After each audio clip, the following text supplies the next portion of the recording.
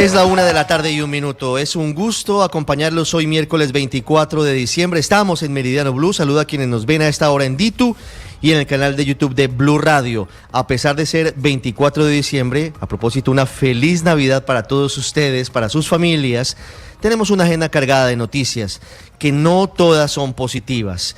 Una de ellas es el orden público. Las disidencias de las FARC se ensañaron en contra de los habitantes del municipio de Buenos Aires en el departamento del Cauca. Hay nuevas alertas de amenazas terroristas en estas últimas horas. ¿Qué dicen las fuerzas militares? ¿Qué dicen las autoridades? Felipe García. Hola Ricardo, sí señor, el Cauca sigue bajo la mira de los criminales. En las últimas horas el ejército y la policía lograron evitar una serie de atentados al desactivar 4 vehículos cargados con explosivos del Frente Jaime Martínez de las disidencias de las FARC. Estos explosivos estaban listos para atacar a la fuerza pública, especialmente en el municipio de Buenos Aires. Según el general Henry Bello, comandante de la región de policía número 4, fueron incautados más de 1.500 kilos de explosivos de alto poder preparados para ser usados en carros bomba, motocicletas y drones, no solo en Buenos Aires, sino también en Suárez, Morales y Cajibío. Entre esos vehículos, Ricardo, cargados estaba una volqueta que fue utilizada hace unos días en ese atentado contra la estación de policía de Buenos Aires, así como otros automotores acondicionados con cilindros explosivos y sistemas de activación remota, lo que evidencia una amenaza inminente y muy grave para el departamento del Cauca. Muy bien, Felipe, es la 1:02 p.m. Estamos todavía en Operación Éxodo. Miles de viajeros, personas que tuvieron que trabajar hoy, 24 de diciembre, mediodía, están apenas saliendo de Bogotá, están saliendo de Medellín, de Cali, de Barranquilla, y hay un operativo especial a esta hora de las autoridades. ¿Qué dicen en el centro automático de despacho? ¿Qué dicen a esta hora en la red de vigilancia con cámaras por todo el país? César Chaparro. La irresponsabilidad de un conductor que va en contravía por una importante carretera del Tolima y la de un conductor de taxi que atropelló a 11 personas y mató a un niño en noviembre pasado en Bogotá tienen algo en común. Ambos conductores manejaban borrachos, según la policía. Cada día, 18 conductores son sancionados en Colombia por conducir en estado de embriaguez. Así lo confirma el coronel John Silva, vocero de la Dirección de Tránsito de la Policía. Solamente en diciembre de este año hemos realizado 412 órdenes de comparendo a conductores irresponsables que, aún estando bajo los efectos de bebidas embriagantes, deciden conducir un vehículo o una motocicleta. Coronel, ¿cómo en esta época todavía estamos viendo personas irresponsables que manejan borrachos? ¿Qué está pasando? Este es un tema de cultura vial, de inteligencia emocional al momento de decidir conducir una motocicleta o un vehículo. Por eso es que permanentemente estamos desarrollando campañas de prevención donde sensibilizamos a todos los actores viales y precisamente a los conductores le estamos diciendo: tenga mucho cuidado. Si va a consumir bebidas embriagantes, por favor, entregue las llaves. Por infringir las normas de tránsito, en los 22 primeros días de diciembre se han registrado cerca de 427 muertes en accidentes. Para evitar que esta cifra siga aumentando, la policía, con al menos 7.000 uniformados, intensificaron los operativos en las principales carreteras del país. Allí entregan importantes recomendaciones. Antes de viajar, planeemos nuestro viaje, hacer una revisión previa, tanto mecánica como técnica, de nuestros vehículos, y ya si emprendemos el viaje, es muy importante que respetemos las normas de tránsito, no excedamos los límites de velocidad, no utilicemos el celular al momento de la conducción porque eso nos puede llevar a un accidente. Y sobre todo, si el viaje es muy extenso, entonces debemos hacer pausas activas. Ante las dudas en el estado de las carreteras o alguna dificultad durante el viaje, los conductores y pasajeros pueden comunicarse al numeral 767 de la Policía de Tránsito. Y mucha atención, que acaba de hablar el ministro de Trabajo, Antonio Sanguino. Lo hizo en la Casa de Nariño, lo hizo en el marco de una novena de Navidad con habitantes de calle del centro de la capital del país, a la que invitó el presidente Petro a estas personas. El presidente Petro no ha llegado, estaba en Cartagena hasta las últimas horas, pero el ministro de Trabajo dio detalles de la noticia más esperada de fin de año, que es cuánto será el aumento del salario mínimo para el año entrante. El gobierno lo decretará entre el 29 y el 30 de diciembre, es decir, la próxima semana, y habló sobre qué significa el concepto de salario mínimo vital, lo cual abre la puerta a que sea un aumento mucho más alto del que se había discutido en la mesa de negociaciones. Esto dijo hace minutos el ministro de Trabajo, Antonio Sanguino. No, el porcentaje no lo puedo anunciar todavía porque estamos construyendo el decreto. El decreto se hará público entre el 29 y el 30 de diciembre. Y como lo indicó y lo ordenó el presidente de la República, esta vez, por vez primera además, vamos a incorporar el concepto de salario vital y móvil o salario mínimo vital y móvil, que está en la Constitución Nacional en el artículo 53 y que nunca se ha aplicado, pero que además es un concepto acogido y construido en el marco de la Organización Internacional del Trabajo. El ministro de Trabajo habla sobre esto, defiende la postura del gobierno, no habla sobre los efectos que puede tener un aumento muy pronunciado del salario mínimo para la inflación, que podría dispararse, y para el aumento del desempleo, y sobre todo porque esto no aplica para quienes hoy están desempleados, por supuesto, y para quienes tienen empleos que tienen salarios inferiores al mínimo o tienen empleos informales. ¿Qué significa ese concepto de salario mínimo vital que ya había introducido en la mesa de negociación la CUT y otras centrales obreras? Juan David Ríos. Hola, buenas tardes. Mire, y es que según la Organización Internacional del Trabajo, los elementos que se deberán tener en cuenta para determinar el nivel de un salario mínimo incluyen las necesidades de los trabajadores y sus familias, esto teniendo en cuenta el nivel general del salario del país, el costo de vida, también los beneficios de seguridad social, los factores económicos, niveles de productividad y la conveniencia de alcanzar y mantener un alto nivel de empleo. Y es que según la CUT, la OIT dijo que para Colombia una familia de 4 personas necesita por lo menos 3 millones de pesos como ingreso vital, aunque el promedio de hogares tiene 1,5 personas que trabajan. Este nuevo ingrediente sería utilizado entonces por el gobierno. Hoy, justamente el ministro de Trabajo, Antonio Sanguino, habló sobre la publicación del decreto. El decreto se hará público entre el 29 y el 30 de diciembre. Y como lo indicó y lo ordenó el presidente de la República, esta vez, por vez primera además, vamos a incorporar el concepto de salario vital y móvil o salario mínimo vital y móvil. 1:08, el ministro Sanguino hablando en la Casa de Nariño. Ahí vemos de fondo a los habitantes de calle esperando al presidente Petro, que por ahora no llega. El presidente Petro anoche, en una locución grabada, dio detalles de elementos que tienen que ver con el estado de la nación en materia económica, defendió la declaratoria de emergencia económica y se anuncia por parte del Centro Democrático una tutela para intentar suspender sus efectos mientras pasa la vacancia judicial. Mateo Piñeros. El presidente Gustavo Petro en su alocución de anoche justificó la emergencia económica, pero también señaló que el país va bien en varios frentes como los de la salud, la educación y la economía, algunos de los temas por los cuales se decretó la emergencia. Sin embargo, el mandatario también cuestionó a los congresistas que hundieron la ley de financiamiento y por eso el presidente considera que la situación fiscal del país puede leerse como un hecho sobreviniente. Este gobierno ya recortó el gasto al máximo. Lo que quieren es que le quitemos la plata a la educación, a la salud, y eso no lo vamos a hacer. La Constitución ordena que el gasto social crezca. La Constitución colombiana ordena que se paga de prioridad la deuda. Tampoco podemos recortar. En seguridad podríamos, pero ustedes saben qué pasaría si echamos soldados y policías. Y solo queda una posibilidad, que es recortar la inversión pública. Por eso lo sano económicamente es aumentar impuestos. El expresidente Álvaro Uribe anunció que el Centro Democrático y la senadora Paloma Valencia presentarán hoy una tutela para frenar la emergencia económica. Uribe considera que este es el único recurso inmediato que se puede utilizar, ya que la Corte Constitucional no estudiará el tema hasta el 13 de enero. Sin embargo, esta situación también ha generado la reacción de precandidatos a la presidencia. Uno de ellos es Juan Daniel Oviedo. Aquí alguien no está haciendo la tarea bien, y no es la gente, no son las empresas, no es ni siquiera la gente que trabaja en la informalidad. Es un gobierno que no es consciente de que su estructura tributaria no tiene la capacidad de financiar todos los programas sociales que quiere hacer valer para la gente. Por su parte, desde Cambio Radical aseguran que el hueco fiscal es producto del despilfarro, la mala planeación y la obsesión ideológica del gobierno. Además, este viernes habrá sesión virtual de la plenaria del Senado para votar ascensos de militares y policías. Sin embargo, el presidente de esa corporación, Lidio García, ha dicho que se podrían anunciar debates de control político contra el gobierno por el decreto de emergencia económica. Y es que ahí hay otra polémica. Estamos en una Navidad atípica, hecho inusual, convocatoria para el 26 de diciembre al Senado de la República, al Congreso de Colombia, para analizar lo que está ocurriendo con esta declaratoria de emergencia económica. El ministro del Interior, Armando Benedetti, refuta al presidente del Senado, el liberal Lidio García, que está haciendo esta convocatoria. Imagínense ustedes lo que significa, las implicaciones de la gravedad de ese decreto para que el Senado un 26 de diciembre esté convocándose para hacer un debate de control político al gobierno del presidente Gustavo Petro.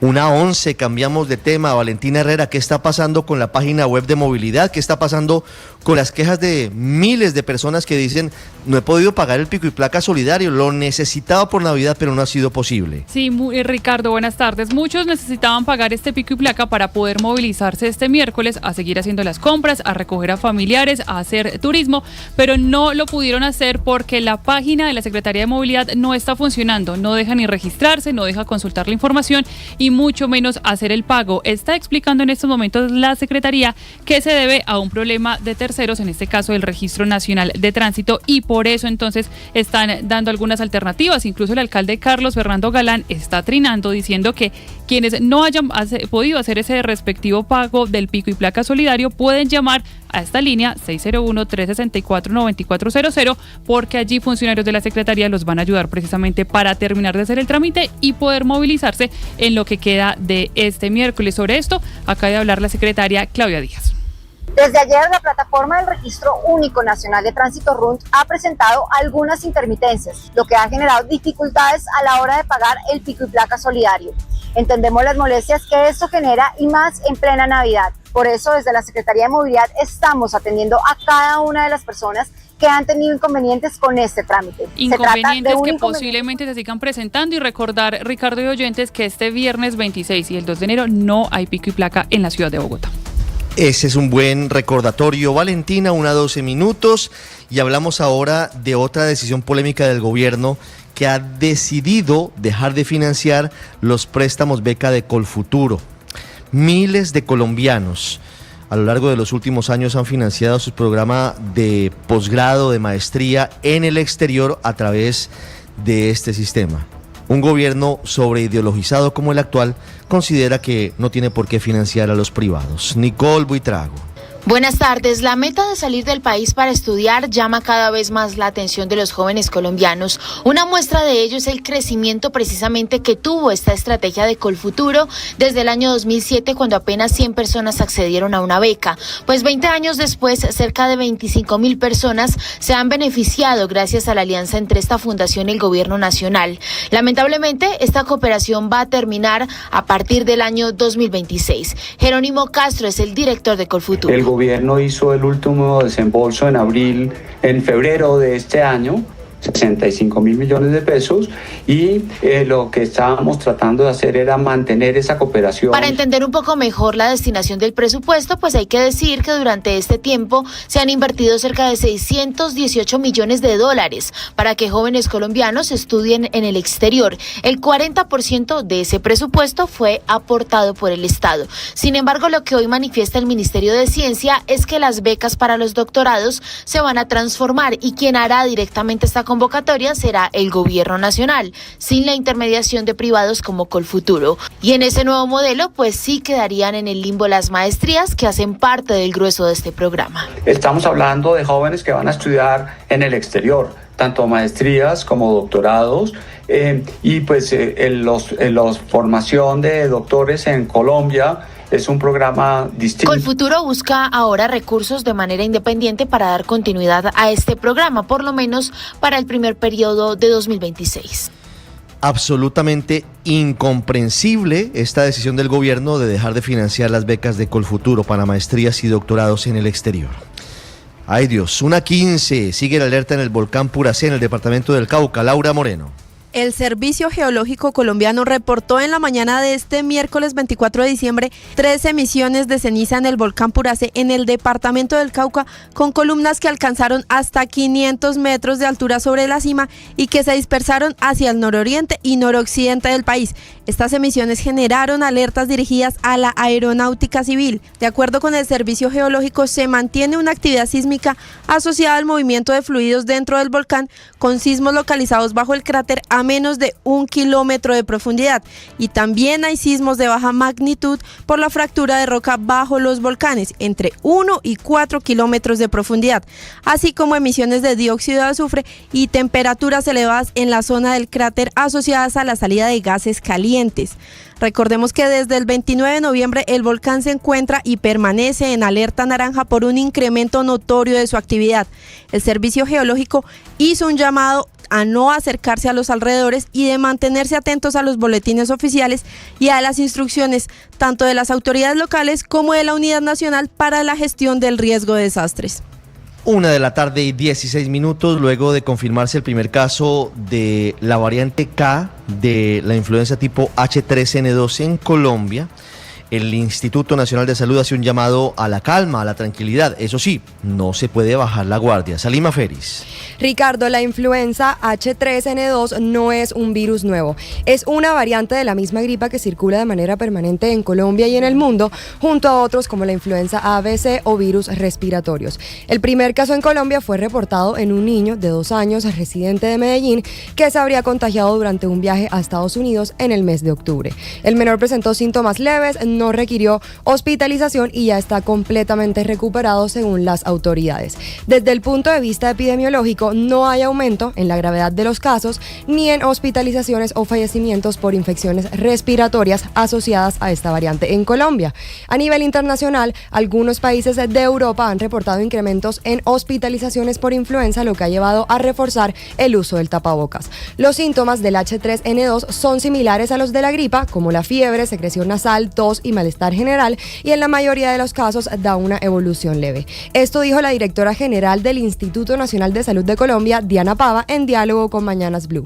Lo que está cambiando a nivel mundial es ese subclado K, es decir, esa diversificación del mismo virus que está circulando estacionalmente. Hay que tener presente que es estacional, es decir, viene y se va, pero no estamos frente a una nueva pandemia o no estamos frente a algo que no se maneje a través de una circulación estacional. Frente a este estacional. escenario, el llamado principal es a reforzar la vacunación contra la influenza, que en Colombia es gratuita, y las autoridades también recomiendan especial atención en los grupos de riesgo, que son mayores de 60 años, niños entre 6 y 23 meses, mujeres embarazadas desde la semana 14, personal de salud y personas con enfermedades crónicas.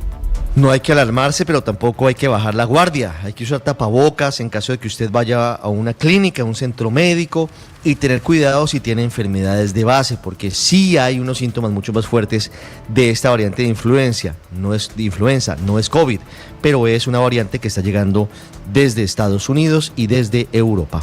1:18, hoy es un 24 de diciembre marcado por un par de tragedias en el país. La primera de ellas en Facatativá. 4 personas murieron aparentemente por inhalación de monóxido de carbono, al parecer de manera accidental. Las autoridades están investigando. Cristian Correa. Ricardo, buenas tardes. Y lo que explica hasta el momento la gobernación de Cundinamarca es que aparentemente los 4 hombres entre edades de los 20 a los 30 años habrían estado consumiendo bebidas embriagantes la tarde del domingo. En un descuido habrían puesto a cocinar algunos alimentos en una estufa al interior de la vivienda. Posteriormente se quedaron dormidos, se quemó la olla, se apagó la flama y quedó el gas en el ambiente, lo que habría provocado la muerte de estos 4 hombres, como les decimos, entre 20 y 30 años, 4 hombres de nacionalidad venezolana, ya según lo que informó el gobernador de Cundinamarca, Jorge Emilio Rey. La información que tenemos hasta la fecha habla de 4 personas extranjeras que vivían en un mismo lugar, estaban consumiendo licor, se quedan dormidos, la estufa por alguna razón estaba prendida y pues ya se ha hecho el trabajo por parte del CTI con la inspección. Este accidente, según las primeras investigaciones, se habría dado la noche madrugada del domingo hacia el lunes, y es hasta la noche de este lunes 23 de diciembre cuando los vecinos del sector reportan a las autoridades que tienen más de 24 horas sin ver ningún movimiento al interior de la vivienda. Cuando ingresan hasta el punto, las autoridades encuentran a los 4 hombres en posición en sus camas y desafortunadamente pues logran identificar que ya fallecieron después de haber inhalado aparentemente los gases. Cristian, gracias. La otra tragedia de Navidad ocurrió en Neiva. Un voraz incendio dejó 3 personas muertas y otras 9 afectadas. Julio Díaz Sánchez. En plena celebración de la Navidad, al menos 9 personas quedaron literalmente en la calle, quienes perdieron todas sus pertenencias durante el incendio estructural que se registró en la madrugada de este miércoles sobre la calle Sexta con carrera Primera H en el centro de Neiva. El alcalde Germán Casagua Bonilla, en diálogo con Blue Radio, confirmó que la conflagración dejó 3 personas fallecidas de 55 y 65 años aproximadamente, 2 caninos muertos y cuantiosos daños materiales en la estructura del inmueble donde se originó la emergencia. El área afectada, una infraestructura que quedó seriamente averiada. No queremos que esta infraestructura presente más afectaciones a más ciudadanos, puesto que se perdieron la vida de 3 personas. Blue Radio también habló con Andrés Delgado, una de las personas damnificadas, y narró que para poder salvar a su esposa y un niño de 9 años, se lanzaron del segundo piso de la vivienda en medio de las llamas, que por fortuna resultaron ilesos. Bueno, yo cogí a mi esposa y había un segundo piso y un balcón y aventamos al niño y todo, y la mamá del niño la tiramos también allá abajo. Como pudimos, yo llegué y me tiré y saqué el niño cargado para acá, para afuera. Entre tanto, la Personería Municipal y Pastoral Social recolectaron alimentos, ropa y otras ayudas para las personas que perdieron todas sus pertenencias, mientras que las autoridades y bomberos oficiales continúan en las investigaciones para esclarecer las causas de la conflagración. 1:22 en el mundo. Hablamos de la actitud, el tono del presidente Trump en contra de la Unión Europea, de nuevos atentados en Moscú y también de las advertencias de Israel al grupo terrorista Hamas. César Moreno. Hola, muy buenas tardes. Donald Trump intensifica su escalada contra la Unión Europea al sancionar a dirigentes que han atacado el discurso de odio en Internet, esto según Washington. En total, las restricciones de visados son para 5 agentes del complejo industrial de la censura global, a la que acusa de coaccionar a plataformas estadounidenses como X, antes Twitter, para censurar opiniones estadounidenses contrarias. El Departamento de Estado, dirigido por Marco Rubio, indicó que estos activistas radicales y ONG politizadas impulsaron medidas represivas de censura por parte de estados extranjeros en todos los casos dirigidos contra estadounidenses, por lo que ha determinado que su presencia en Estados Unidos tiene consecuencias potencialmente graves para la política exterior del país. Los 5 afectados por las restricciones del visado anunciados son el excomisario europeo francés Thierry Breton, Imran Ahmed del Centro para la Lucha contra el Odio Digital, Clark Melford del Índice Global de Desinformación, Anna-Lena von Hodenberg y Josephine Vallon, ambas de Hate Aid. Esto es como una ONG contra el odio. El presidente francés Emmanuel Macron dijo en X que estas medidas constituyen una intimidación y una coacción contra la soberanía digital europea. Alemania calificó las medidas de inaceptables y España defendió que tener un espacio digital seguro, libre de contenidos ilícitos y desinformación es un valor fundamental para la democracia en Europa. En Rusia, una bomba mató a 3 personas en Moscú después de que 2 agentes de policía se acercaran a un hombre que actuaba de forma sospechosa cerca del lugar donde hace 2 días murió el teniente general Fanil Sarvarov por la explosión de un carro bomba que, según Rusia, fue colocado por la inteligencia ucraniana. Israel sigue advirtiendo que sus enemigos están trabajando para nuevos conflictos. La oficina del primer ministro de Israel asegura que la organización terrorista Hamas continúa violando el alto al fuego y el plan de 20 puntos del presidente Trump. Su constante negativa pública a desarmarse es una flagrante violación en curso y nuevamente hoy sus violentas intenciones y violaciones fueron confirmadas por la detonación de un artefacto explosivo improvisado que hirió a un oficial de las fuerzas de defensa de Israel. Hamas debe cumplir el acuerdo que firmó y si no lo hace, Israel responderá en consecuencia, dice la oficina de Benjamín Netanyahu. Y por último, el expresidente brasileño Jair Bolsonaro ingresó hoy a un hospital de Brasilia para someterse a una cirugía mañana jueves, la primera vez que deja la prisión desde que comenzó a pagar una condena de 27 años de cárcel por intento de golpe de Estado. La duración de la hospitalización no ha sido revelada. 1:24. Gracias, César. Y en deportes, hoy 24 de diciembre, ¿qué tenemos de abrebocas, don Santi Saray? Hoy hay deportes, siempre hay deportes, ¿no? Siempre el deporte hay no actividad para. Deportiva. Ni más faltaba. Don Ricardo, le cuento que en Turquía continúa la polémica por la ausencia de John Hader Durán con su equipo, el Fenerbahce, en el partido más reciente ante el Besiktas. Además, John Córdoba palpita lo que será el Mundial con la selección Colombia. Hoy habló en exclusiva para Mañanas Blue y además hay que también reseñar lo que es que el mundo del ciclismo se encuentra de luto, principalmente el ciclismo colombiano, por la partida de una de sus leyendas. Seguimos a Hola, soy Luisa Bejarano de Digital La Calle y paso a desearles a todos una feliz y próspera Navidad. Que estén con sus familias y con los seres que más quieren. Un abrazo.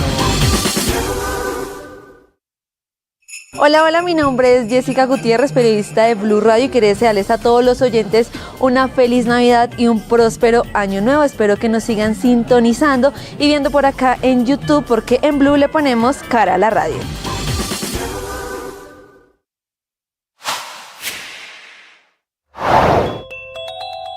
En zona rural de Santander de Quilichao, Cauca, un grupo de investigadores de la Dijín de la policía fue emboscado por sujetos armados. En el ataque fue asesinado el intendente Guillermo Martínez y resultó herido el patrullero Juan Camilo Perdomo, y tras el hecho se desataron combates en límites de Buenos Aires, Suárez y Santander, hecho que generó pánico en la comunidad. Y por los responsables de este crimen, el ministro de Defensa Pedro Sánchez ofreció una recompensa de hasta 200 millones de pesos. Pueden enviarlo a las redes sociales, publicarlos anónimamente, como hicieron con este criminal de alias Jimmy, que publicaron todos esos vejámenes que cometía. Este gobierno ya recortó el gasto al máximo. Lo que quieren es que le quitemos la plata a la educación, a la salud, y eso no lo vamos a hacer. No es posible. La Constitución ordena que el gasto social crezca, no que se recorte. En una locución, el presidente Gustavo Petro volvió a defender la declaratoria de la emergencia económica, asegurando que no puede modificar más el presupuesto y tampoco recortar la inversión pública. Por eso lo sano económicamente es aumentar impuestos, pero no se los aumentamos al pueblo, como siempre han hecho. Aquí 1.7 billones salen del patrimonio. También habló sobre Meridiano Blue. A la 1:27 p.m. en Meridiano Blue hablamos de lo que va a pasar a partir de mañana, jueves 25 de diciembre, cuando entran en vigencia cambios claves para la jornada laboral. Esto luego de la implementación de la jornada, o más bien de la reforma aprobada en el Congreso. Las medidas van a beneficiar especialmente a los trabajadores que ganen el salario mínimo y a aquellos sectores con turnos continuos como la salud, seguridad, logística y servicios. ¿Qué va a pasar a partir de mañana y cómo se van a ver los beneficiados los trabajadores con el cambio, por ejemplo, de los horarios? Miguel Cardosa. Desde este jueves 25 de diciembre entran en vigencia cambios por cuenta de la reforma laboral, una modificación que se aplica 6 meses después de su promulgación, ocurrida el 25 de junio, y que actualiza el Código Sustantivo del Trabajo. Uno de los principales ajustes tiene que ver con la jornada nocturna, que ahora comenzará a las 7 de la noche y se extenderá hasta las 6 de la mañana del día siguiente. Hasta hoy, 24 de diciembre, el recargo nocturno se aplica desde las 9 de la noche, por lo que este cambio significa que los trabajadores tendrán 2 horas adicionales con recargo. En cuanto al valor de la hora nocturna en días hábiles, la reforma establece que a partir del 25 de diciembre, cada hora trabajada en la noche se pagará a 8.355 pesos frente a los 6.189 pesos que se pagaban anteriormente. Este aumento se debe a la aplicación del recargo nocturno del 35% sobre el valor de la hora ordinaria. La norma también introduce cambios en el pago del trabajo nocturno los domingos y días festivos. En estos casos, el recargo se aplicará en el mismo horario nocturno, desde las 7 de la noche. Con este ajuste, el valor de la hora dominical o festiva pasó de 12.997 pesos a 13.925 pesos, lo que representa un incremento de 1.547 pesos por hora en horario nocturno. Estos cambios impactan especialmente a los trabajadores que devengan el salario mínimo y a sectores con turnos continuos como salud, seguridad, logística y servicios. Y a la 1:29 p.m. en Meridiano Blue hablamos de la creación de zonas de ubicación temporal del gobierno para miembros del Clan del Golfo. Esto como parte del proceso de diálogo y sometimiento a la justicia que está adelantando el gobierno con ese grupo armado. Estas áreas ubicadas en regiones como Chocó y el departamento de Córdoba estarán vigentes hasta finales de 2026. Cristian, lo que buscan, según las autoridades, es facilitar los avances del proceso bajo supervisión internacional, pero también con la presencia institucional del Estado. Esto para garantizar la seguridad de las comunidades en la zona. ¿Cuáles son las implicaciones de esto y específicamente en dónde van a estar estas zonas de ubicación temporal? Silvia, buenas tardes. Para ser más exactos, hasta el 31 de diciembre del 2026 sería la duración de estas zonas de ubicación temporal que el gobierno nacional acaba de crear vía decreto firmado el 22 de diciembre. Zonas que estarán ubicadas en las zonas rurales de Belén de Bajirá y de Unguía, esto en los departamentos del Chocó y en Tierra Alta, Córdoba. En estos territorios se crearán estos espacios de transición para los delincuentes o los miembros del Clan del Golfo que deseen transitar en medio de los procesos de paz que están adelantando en Doha, en Qatar, con el gobierno nacional. Pues mientras los miembros de esta organización permanezcan dentro de las zonas o se desplacen hacia ellas, quedarán suspendidas temporalmente las órdenes de captura y de extradición. Sin embargo, el gobierno aclaró que el Estado mantendrá plena autoridad institucional y presencia civil con el fin de garantizar los derechos de las comunidades que habitan en esos lugares. Fue el mismo presidente Gustavo Petro en la locución de este lunes quien hizo referencia a estas 3 zonas que estarán en el departamento del Chocó y en Córdoba y de las que vendrían en los próximos días, que son las que anunció incluso de primero, las del departamento de Norte de Santander, exactamente en la región del Catatumbo. Paz va a tener el año entrante 5 zonas de concentración de jóvenes, en la mayoría integrantes del actual conflicto que gira alrededor de la codicia, no de las ideologías, y donde las economías ilícitas se han vuelto el motor del asesinato en Colombia. El funcionamiento y el cumplimiento de los acuerdos dentro de estas ZUT, zonas de ubicación temporal, estará bajo la supervisión y el acompañamiento de la misión de apoyo al proceso de paz de la Organización de los Estados Americanos, que verificará el respeto a los compromisos asumidos tanto por el Estado como por este grupo armado ilegal conocido popularmente como el Clan del Golfo. En Meridiano Blue, una historia. Una historia de Navidad a la 1:32 p.m. en Meridiano Blue.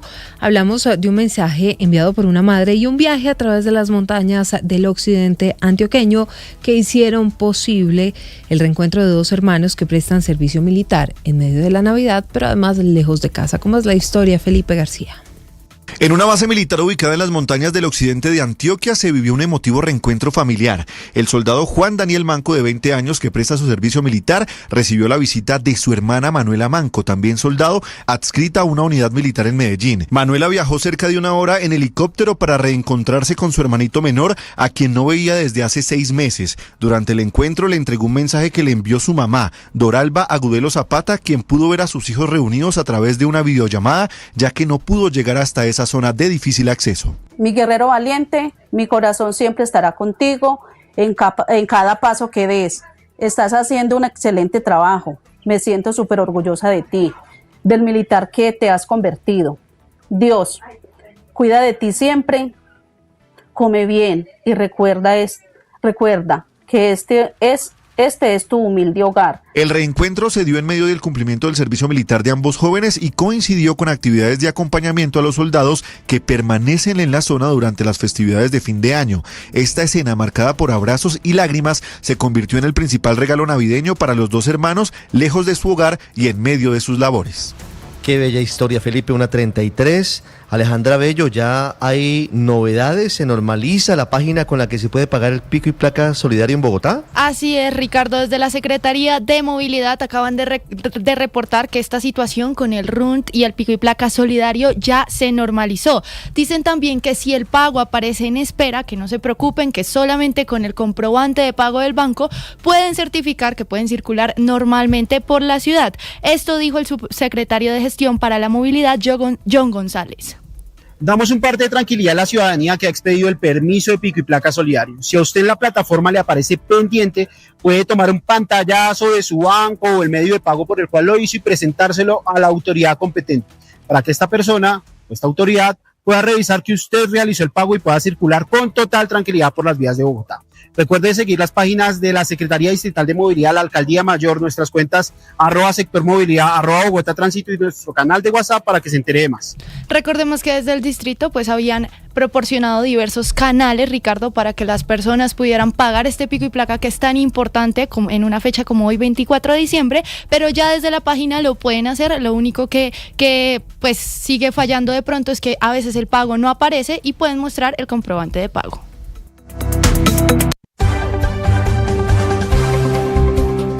Hola, soy María Camila Orozco, periodista de Mañanas Blue. Quiero enviarles un mensaje junto a un abrazo de Navidad, un agradecimiento especial por un año más permitirnos entrar a sus hogares, acompañarlos desde que el día comienza con toda la información. Les envío un fuerte abrazo con las mejores energías, con los mejores deseos en este fin de año y con las mejores expectativas para el año que va a comenzar. ¡Feliz Navidad! Hola, hola, soy Salima Feris, periodista de Blue Radio y paso por acá a desearles una feliz Navidad y un próspero año nuevo. Que esta época esté llena de mucha paz, amor y momentos especiales. Gracias por acompañarnos.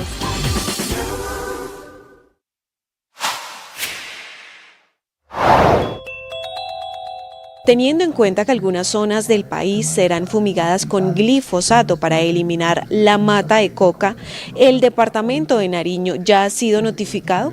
Eso fue lo que respondió el gobernador Luis Alfonso Escobar. No hemos sido notificados y quiero decirle al ministro de Justicia, Andrés, que estuvo en Punvila Laja. Él vio la realidad de lo que ha significado este proceso de sustitución y nos hemos comprometido a trabajar juntos en la sustitución de cultivos de uso ilícito.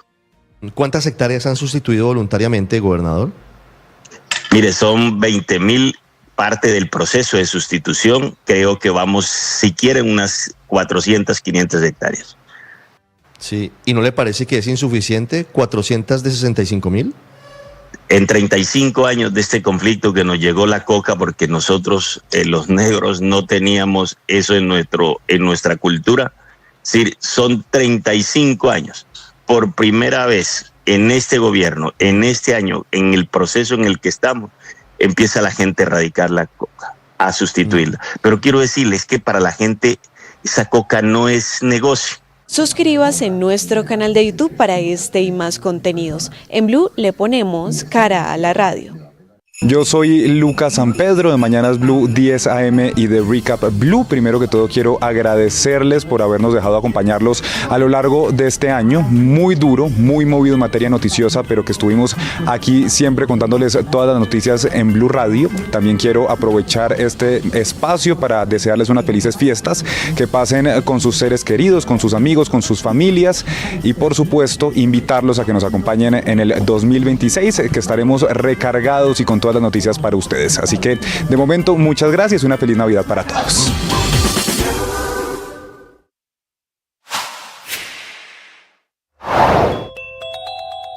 Un niño de 2 años en Medellín es el primer caso reportado de la influenza AH3N2. ¿Qué se sabe de este caso? Esto fue lo que respondió la doctora Diana Pava en Mañanas Blue. Resulta que hay que tener claro que durante todo el año pues circulan de manera conjunta diferentes virus respiratorios. Lo que pasa es que tenemos algunos picos al inicio del año y también a final de año. Y entre esos virus pues tenemos influenza A, B o C, virus sincitial respiratorio, adenovirus y también COVID. Lo que sucede en este caso es que el H3N2 no es un virus nuevo. Ese es el principal mensaje que queremos dejarle. Lo que cambia es que es el clado o el subclado, y el clado quiere decir que existe un grupo de muestras que comparten un origen común. Entonces lo que se ha visto o lo que se ha encontrado es que en otros países, y ahora en este caso en Colombia, es que ese grupo de muestras de H3N2 pues está diversificando y hay diferentes ramas, pero es el mismo virus. Entonces, lo que tuvimos fue un hallazgo gracias a ese trabajo articulado y de vigilancia genómica que hacen los territorios, es que se presenta un hallazgo del subclado en el departamento de Antioquia. Pero el mensaje claro es que de H3N2 pues hemos tenido circulación a lo largo del año. Siga la entrevista completa en nuestro canal de YouTube. Todos los deportes, fútbol, ciclismo, béisbol, baloncesto, automóvil, todos en Meridiano Blue.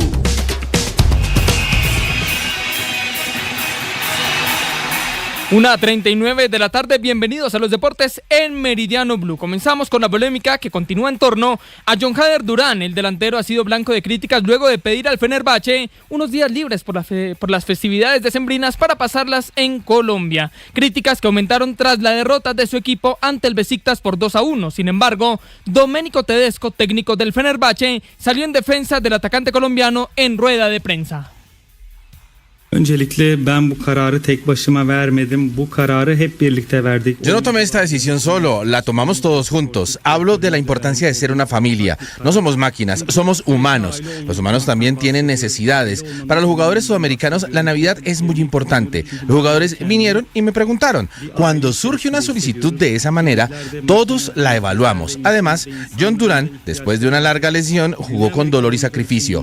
Ederson también jugó 3 partidos importantes a pesar de su dolor. Por lo tanto, junto con el club les di la oportunidad de estar en casa con sus familias durante la Navidad. Evaluamos todas las condiciones. Y hablando de delanteros colombianos, John Córdoba se refirió en exclusiva con Mañanas Blue respecto a lo que sería participar en la Copa del Mundo con la Selección Colombia. Bueno, para mí es un reto bastante grande, aparte de un sueño. Creo que es lo que todo mundo quiere, jugar un mundial con su selección. Muchas veces me ha tocado verlo desde afuera, desde la televisión, y ahora tener la oportunidad de poder estar, pues la verdad es que me lo tomo como un reto y con la mayor motivación del mundo. Espero pues poder estar ahí entre los elegidos. Córdoba, que lleva 8 goles con el Krasnodar en la presente Liga Rusa, también se refirió al duelo contra la Portugal de Cristiano Ronaldo. Bueno, siempre es bonito enfrentar a jugadores como Cristiano. Ya tuve la oportunidad de hacerlo cuando estuve en España. Sabemos lo que significa Cristiano para el mundo, pero bueno, esto es un mundial, no solamente hay que fijarse en Cristiano. Hay selecciones que aunque no se hable mucho de ellas, son selecciones fuertes y nosotros tenemos que estar preparados para jugar contra todos, sin excepción y sin desmeritar el trabajo de ninguno. Pasamos ahora al fútbol colombiano porque el campeón se refuerza. El Junior de Barranquilla contará con Jarenson Sarmiento para lo que será una temporada que tendrá a la Copa Libertadores como uno de los principales objetivos para el Tiburón. Sarmiento llega procedente del Unión Magdalena, ya había sonado para el América, Millonarios y Santa Fe. Incluso hubo ofertas desde el exterior, pero el volante de 26 años y que marcó 7 goles en la liga que recién finalizó, se decantó por el rojiblanco. Y cerramos los deportes lamentando el fallecimiento de Roberto El Pajarito Buitrago, ex ciclista profesional quien falleció a sus 88 años de edad en la noche del 23 de diciembre tras una prolongada lucha contra el cáncer. Buitrago, entre otras cosas, dejó huella en 1962, año en el que ganó la Vuelta a Colombia, convirtiéndose de esta manera en el primer pedalista boyacense en conseguir dicha competición. Yo corrí 10 vueltas a Colombia y fui campeón en 1962. Y entonces estoy muy contento porque le gané la vuelta a los antioqueños, porque querían que esa vuelta la ganara Cochise porque eran 8 Santi, segundos. de la época del Zipa Forero, de la época de los grandes pioneros del ciclismo colombiano. Precisamente un ciclista que fue como tal modelo a seguir para las futuras generaciones y que abrió esa camada de pedalistas boyacenses que tanto rédito le ha dado a nuestro país. Así es, don Santi, gracias, 1:43, ¿algo más en deportes? Quedamos al orden del día. Bueno, Cristiano Ronaldo hoy jugó Champions Asiática. Para los que creen que hoy no hay fútbol, sí. En la Champions Asiática con el Al-Nassr vencieron 5-1 al Al-Saura de Irak. Cristiano aportó una asistencia para su equipo que lidera el grupo D con puntaje perfecto, 18 de 18 unidades.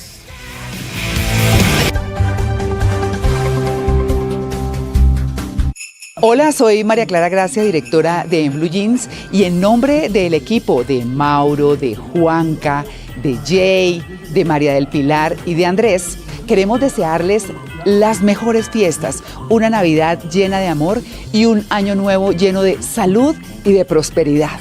Los esperamos como siempre en Blue Jeans, el primer programa de la radio hablada el fin de semana en Colombia, y ¿saben qué? Y lo más importante, el más feliz de Blue. Hola, soy Juan Camilo Vargas, periodista deportivo de Blue, y los quiero invitar a tener una Navidad en paz, en familia, con amigos, alegres y sobre todo viviendo el fútbol en paz en esta época de finales del fútbol profesional colombiano, y ojalá su equipo gane.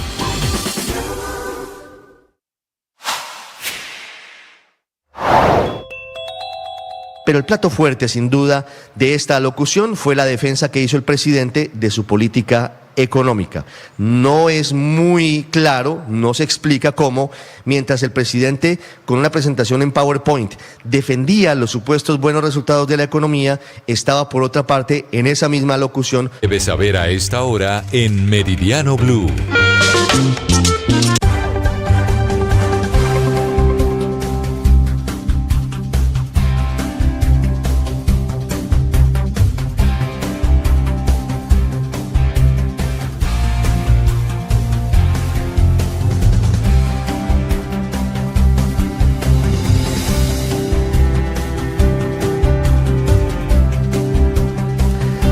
1:45, Silvia, llegó la Navidad y todavía hay gente viajando. A esta hora hay muchas personas en las vías del país. Muchas personas en el aeropuerto, en la terminal de transportes, pero también en las diferentes vías del país. Ricardo, mucha gente trabajaba hoy hasta mediodía, por ejemplo, entonces apenas van a coger carretera para llegar a tiempo a sus destinos. Muy movida en todo caso la movilidad por estos días, no solamente en Bogotá, sino en las diferentes carreteras de Colombia.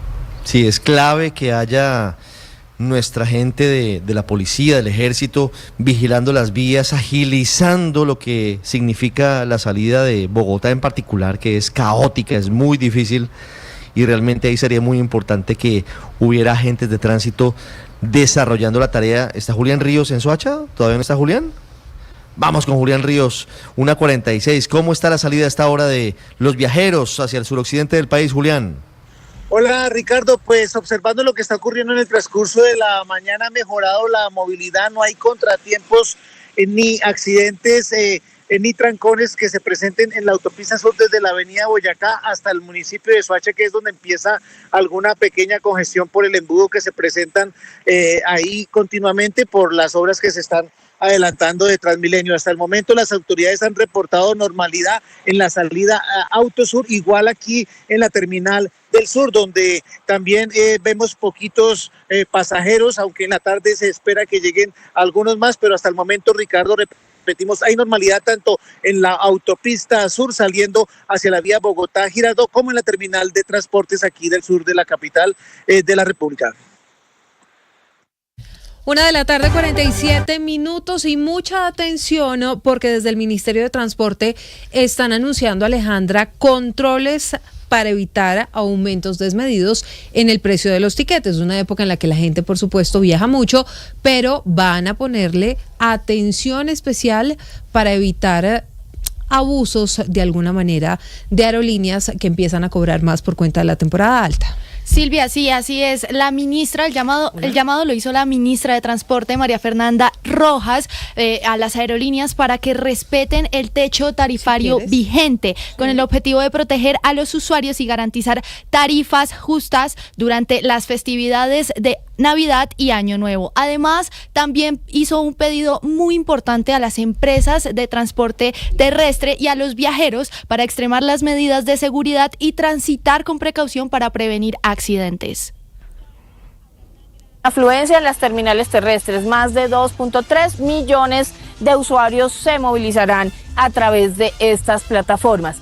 También con la Superintendencia de Transporte estaremos haciendo actividades de inspección, vigilancia y control, algunas de manera sorpresiva a las terminales para verificar el cumplimiento de todos los procedimientos previos al despacho y durante la operación de los vehículos de servicio público y especial. Para evitar abusos en el mercado aéreo, el Ministerio de Transporte y la Superintendencia mantienen un monitoreo permanente del comportamiento de las tarifas con el fin de prevenir prácticas que afecten a los viajeros en esta temporada de alta demanda. Por su parte, el gobernador de Cundinamarca, Jorge Emilio Rey, advirtió que se espera una movilidad especialmente alta por los corredores de ingreso y salida entre Bogotá. Tan solo hoy se calcula que puedan salir de Bogotá y Cundinamarca 580.000 vehículos y de aquí al fin de semana tendremos aproximadamente 3.300.000 pasos por peaje. Significa que vamos a tener una gran congestión, más de 450 unidades de policía de la especialidad de tránsito y transporte apoyando esta tarea, 35 agentes de tránsito de la Secretaría de Movilidad de Cundinamarca. Finalmente, el Ministerio de Transporte reiteró que esta temporada representa uno de los picos más altos de movilidad terrestre del año, por lo que insistió en la planificación anticipada de viajes, el respeto por las normas de tránsito y cero tolerancia frente a conductas que pongan en riesgo la vida de cualquier persona que transite por los corredores de nuestro país. Manejar a la defensiva, Alejandra, tranquilo, con calma, sin afanes, sin estrés, pero mucha gente también sale a través de los aeropuertos, sobre todo en trayectos que no son cortos. ¿Cuántos son los viajeros previstos para las salidas nacionales e internacionales en esta época, Salima? Ricardo, el Ministerio de Transporte Transporte y la Aeronáutica Civil proyectaron que desde el 5 de diciembre de 2025 hasta el 13 de enero de 2026 se movilizarán más de 7.400.000 pasajeros por los aeropuertos del país en estas épocas de Navidad y Año Nuevo. Silvia Medellín, Exo. Solo entre el 19 de diciembre y el 5 de enero se espera el tránsito de más de 3.200.000 viajeros, de los cuales 1.900.000 corresponden a vuelos nacionales y 1.200.000 en rutas internacionales. Los días de mayor movimiento se concentrarán entre el 20 y 27 de diciembre, así como en los primeros días de enero, cuando el tráfico diario superará los 190.000 pasajeros. Las autoridades siempre recomiendan a los viajeros llegar con anticipación a los aeropuertos y verificar el estado de sus vuelos ante la alta demanda de esta época. 1:50 p.m, Salima, gracias. Y ponga atención porque desde la Gobernación de Antioquia están confirmando que todas las vías de ese departamento están habilitadas para que miles de personas se puedan movilizar durante este plan éxodo de Navidad. Son más de 150.000 los pasajeros que se tienen previstos. Sector David Santamaría. Y es que miles de personas siguen saliendo y llegando a Antioquia para pasar la Navidad en familia. Aunque hubo algunas lluvias, ninguno de los ejes viales en el departamento están cerrados. Por eso están abarrotadas las terminales de transporte. Los destinos preferidos son especialmente Santa Fe, Antioquia, Guatapé en el oriente antioqueño, así como la zona de Urabá. Vengo de la ciudad de Bogotá y voy por aquí para Santa Fe. Pero sí, gracias a Dios llegamos. Viajo para Urabá. Viajo con familia, sí. Como 8 horas. Sí, claro. Espero llegar a tiempo. El secretario de Infraestructura de Antioquia, Horacio Gallón, aseguró que hay maquinaria amarilla por si alguna emergencia. Y también decirles que los contratos de mantenimiento también están en cada una de las subregiones por si sucede cualquier eventualidad o cualquier incidente en las vías del departamento. Por el Aeropuerto Internacional José María Córdoba de Río Negro entrarán más de 110.000 pasajeros internacionales en todo este mes de diciembre. ¿Y qué pasa en Cali, que comienza la feria en pocas horas, Lina Vera?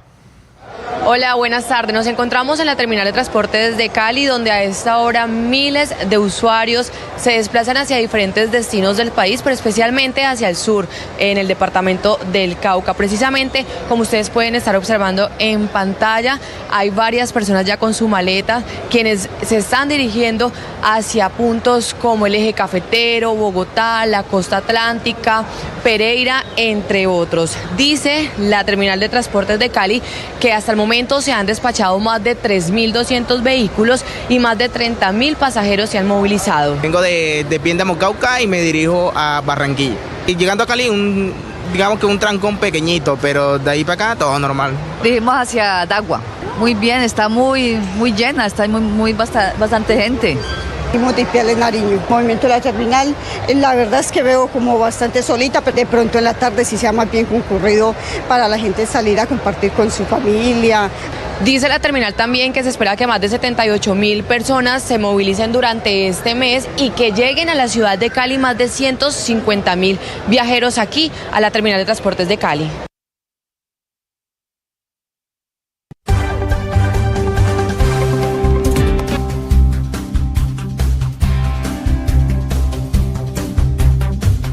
Hola a todos, soy John Jaime Osorio, periodista deportivo de Blue Radio. Quiero enviarles un abrazo y una muy alegre Navidad a todos, que disfruten, que celebren, pero sobre todo que sean solidarios en esta Navidad en particular, porque hay muchos colombianos que lo necesitan, y que no olviden la actividad deportiva, porque en Navidad también se hace deporte.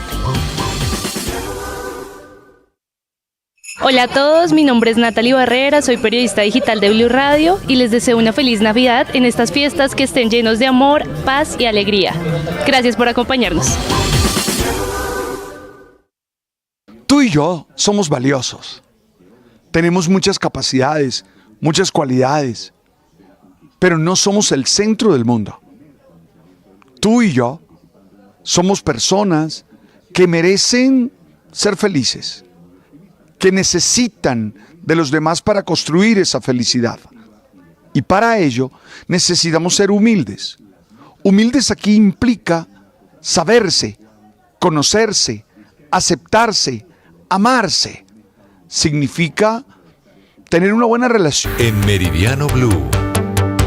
Y Y este recorrido por el mundo a la 1:55 arranca en Venezuela, porque tras la confiscación de casi 4 millones de barriles de crudo por parte de Estados Unidos, el régimen venezolano ha aprobado una ley que castiga con hasta 20 años de prisión a quienes respalden el bloqueo naval. Así han calificado estas operaciones en el Mar Caribe, adelantadas y autorizadas por el presidente Donald Trump. Al mismo tiempo, a Petróleos de Venezuela se le estaría agotando la capacidad de almacenamiento en tierra. Una crisis que se está reflejando en el vecino país. Oscar Pineda.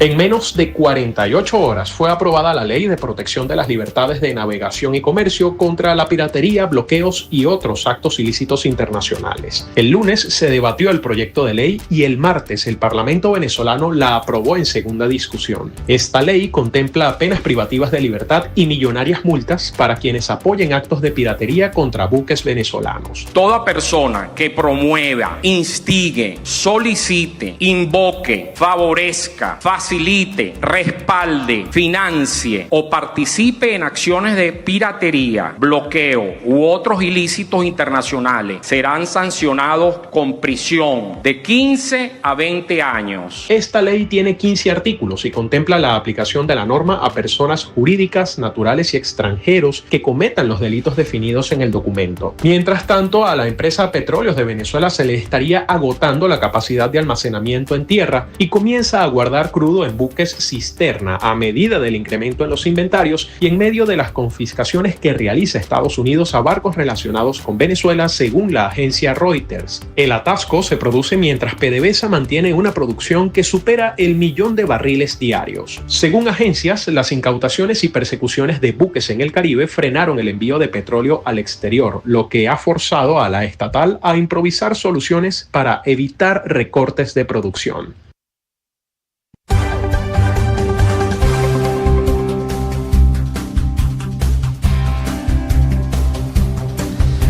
1:57. Feliz Navidad, Silvia, para usted, para su familia, para todos. Feliz Navidad para usted también, para su familia, Ricardo, y para quienes todos los días están conectados con Blue Radio. Para todos, para nuestros colaboradores, para quienes nos ven y nos oyen. Con una noticia esperanzadora, por primera vez en 3 años, hoy se celebra la Navidad en Cisjordania y en la Franja de Gaza. Feliz Navidad en familia para todos. Silvia Carrasco, desde el Viejo Continente. En la Plaza del Pesebre de Belén, frente a la Parroquia de la Natividad, un imponente árbol de 15 metros de alto vuelve a iluminarse con luces de colores mientras miles de palestinos y peregrinos se reúnen para celebrar la primera Navidad desde que comenzó la guerra en Gaza, hace 2 años. Es allí donde la tradición cristiana sostiene que nació Jesús, aunque reconocen que son muy pocos los turistas que ahora llegan. El ambiente es festivo pero no triunfal. Sienten que es una celebración frágil en medio de un alto al fuego también frágil, como lo explica el párroco de Belén. Dice, creo que esto tiene más que ver con la esperanza, tiene más que ver con la resiliencia y con decir que existimos, que estamos aquí, cristianos y musulmanes, y todos los que viven aquí queremos proclamar que somos personas que amamos la vida. Hasta Belén llegó esta semana el cardenal Pier Battista Pizzaballa, patriarca latino. Antes había oficiado misa en la parroquia de la Sagrada Familia en la ciudad de Gaza, una parroquia que sigue siendo a la vez iglesia y refugio. Allí, unos 300 cristianos, aproximadamente la mitad de la comunidad cristiana que queda en Gaza, se encuentran hacinados en sus edificios. Es su tercer fin de año en confinamiento y la primera vez que levantan un árbol de Navidad. Lo hacen aunque siguen escuchando cerca drones y bombardeos. Oímos los bombardeos, el sonido de los proyectiles, dice. Veo que el suelo vibra y es que están cayendo muy, muy cerca de nosotros. A pesar de esta realidad, el párroco de Gaza, el padre Gabriel Romanelli, afirma que celebrarán con sencillez e insiste que los cristianos no pueden estar tristes en Navidad.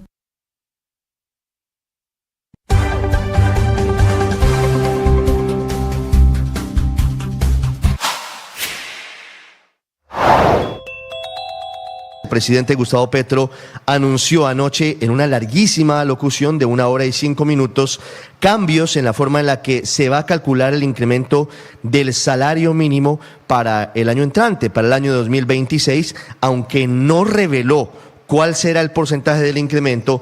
Sí dio a conocer que habrá modificaciones en la metodología en la que se calcula ese aumento. Habla el presidente Gustavo Petro de un salario mínimo vital, citando lo que tiene en sus archivos y dentro de sus recomendaciones la OIT, la Organización Internacional del Trabajo. Ese salario mínimo vital, que el presidente no revela de cuánto será el aumento de manera individual, implica que el salario debe garantizar condiciones, dice el presidente, de vida digna para el trabajador y su familia, por lo que la evaluación de cuánto gana una persona dejaría de ser individual y pasaría a ser familiar. Es todavía una incógnita cuánto será el aumento que decretará el gobierno del presidente Gustavo Petro. De esta manera, los sindicatos estarían ganando el pulso. De esta manera, los gremios y los empresarios señalan que es la rendija por la que el presidente intenta acercarse a las peticiones de los sindicatos, que habían solicitado un incremento del salario mínimo para el año entrante de un 16%.